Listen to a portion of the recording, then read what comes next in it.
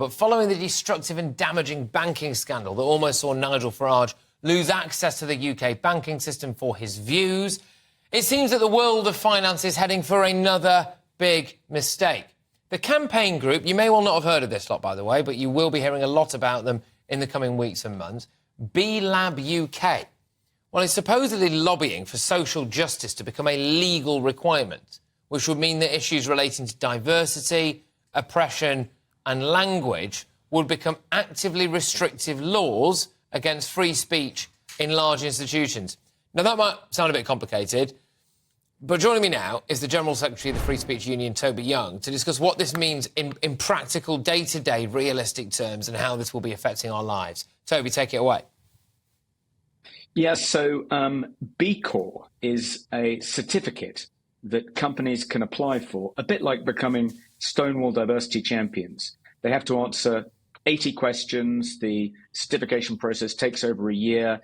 And what they have to do in order to get certified is they have to turbo boost their equity, diversity and inclusion policies. They have to change their articles of association. So the purpose of the company is not to maximize profits for shareholders.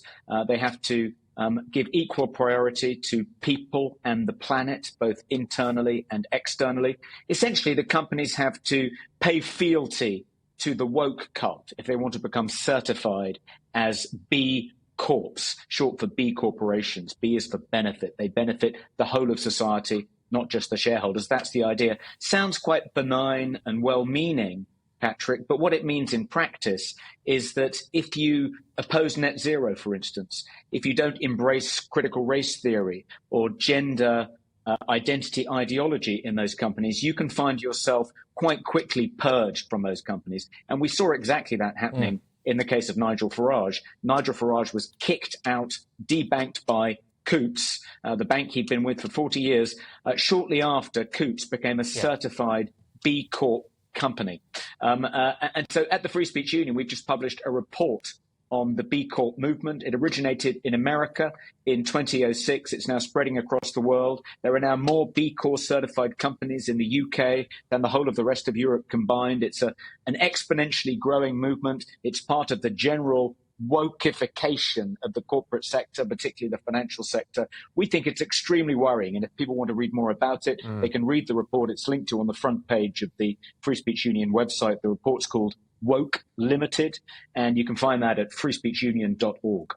So, again, in practical terms then, companies will be having their main agenda not to be maximising profits. It will be to say, look how lovely and nice we are. But then when that works its way down the ladder, for years, a lot of people have kind of joked almost about, oh, you won't be able to get a job there now because you're a straight white man. But actually, that's something that is happening, isn't it now? Absolutely.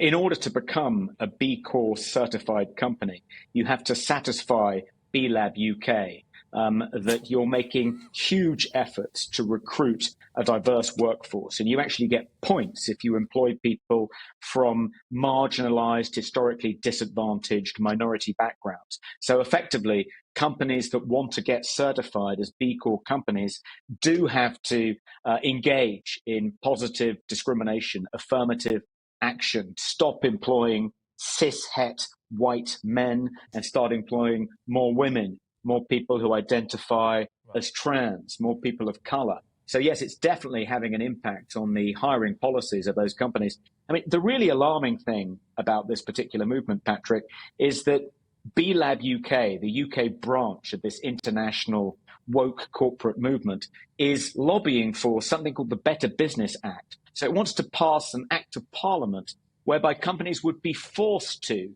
change their objectives, change their purpose to become more inclusive, to embrace what it calls not just equity, diversity and inclusion, but justice, equity, diversity and inclusion, or JEDI for short. And our worry at the Free Speech Union, is that under a Labour government, where someone like Keir Starmer and his business secretary, whoever that is, will be quite sympathetic to the B Corp movement, they could well pass this act of parliament. But can I ask why? Every company in Britain.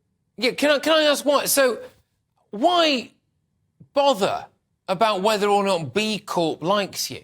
Does it matter? I mean, we've just done a report then, for example, with Liam Halligan about our economy and our economic growth. We were having a look at us compared to America and France. And, of course, they have a lot of energy self-sufficiency. We decided not to do that, a deliberate act of national self-harm that is now affecting every single one of us. But we get to maybe talk more about and virtue signal a bit more about net zero. Is this just that? We are going to have to accept that companies might make lower profits, they might be less efficient, and they'll be deliberately employing worse staff, but you can't complain about that because those staff will look like the United Nations. Well, part of the rationale for becoming a certified B Corp is that it'll improve your bottom line. The kind of evangelists for stakeholder capitalism, their argument is that if you do put the interests of the people and the planet alongside profits, it will actually help your bottom line. That the three things are complementary, that one doesn't in any way counteract from the other. They argue sort of on a more practical level. They don't say that it'll harm their workforce. They say we'll be able to attract better, brighter graduate students who care about the planet, who care about the social impact of a particular company's behavior. So they think it will actually enable them to recruit a higher caliber of university graduate. And it may mean they can attract investment. If they're a B Corp registered certified company, they may be able to attract investment that they otherwise can't from these ethical investment funds. It's a bit like ESG, but on steroids. Right, OK, so it is a complete industry based around the primary focus being diversity, inclusion, and all of that, and they think that that will be able to maximise their profits. I suspect that you left the best bit till last there, which is that they are now increasingly looking at getting investment from, quotes unquote, ethical investors, and those people will only look at you if you are, a Stonewall ally or some kind of B Corp ally. But again, just to say now in practical terms, if you happen to be a conservative, even just a moderate conservative, who has tweeted something about thinking that a woman is a woman and a man is a man and that there's very little in between, you would run the risk, do you think, of falling foul of any B Corp registered company? I mean, I would argue that in terms of the race element of it, if you're a straight white man or a straight white woman, then that's racism and discrimination. But also in terms of your political views, is this a soft takeover, the kind of which you would have thought, might need to be purged? Well, I do worry about people with conservative views at B Corp certified companies if they express those views. I mean, let's suppose that a B Corp certified company has a kind of trans inclusion at work policy which mandates the use of the preferred gender pronouns of trans employees. If you are someone with gender-critical beliefs, if you're an Orthodox Christian or a practicing Muslim, you might not want to endorse gender identity ideology by calling a biological male she, her.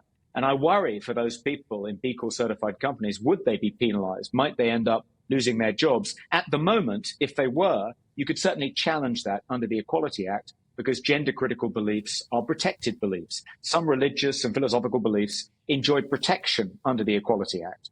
But my worry is that if the Better Business Act is passed under the next government, that may be accompanied by a dilution of those workplace protections for people's speech. So it might be that even though an employee who found themselves in trouble because they didn't take the conventional woke line on all these issues would be able to protect themselves by appealing to worker protections under the Equality Act at the moment, they might be diluted if the Better Business Act is passed by the next government. The only good thing that will come out of this is that you and I will have no shortage of stories to talk about in the years to come as one by one, the complete and utter hypocrisy of the people who are inflicting this kind of tosh onto us gets exposed when we find out that some of them aren't particularly nice to their own wives, or that one of them blacked up at university, or that they take private jets everywhere, or they're into drugs or something. When all of this stuff comes out eventually, which it definitely will, because these people who come up with these ideas very rarely practice what they preach anyway, then we will have a field day. Unfortunately, in the meantime, we all just have to suffer. But Toby, thank you. Toby Young there, who is, of course, the General Secretary of the Free Speech Union.